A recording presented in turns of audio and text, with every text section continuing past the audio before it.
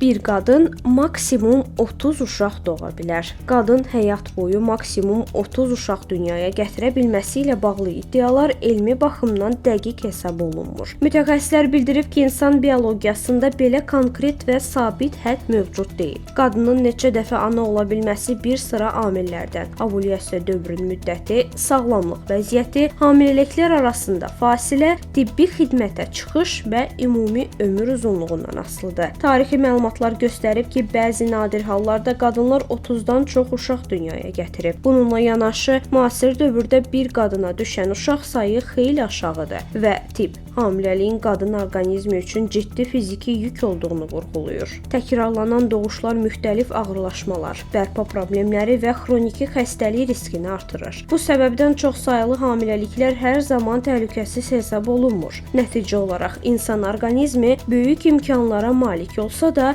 doğuş sayı üçün konkret bioloji limit yoxdur. Məhdudiyyətlər daha çox sağlamlıq, zaman və risk amilləri ilə müəyyən olunur.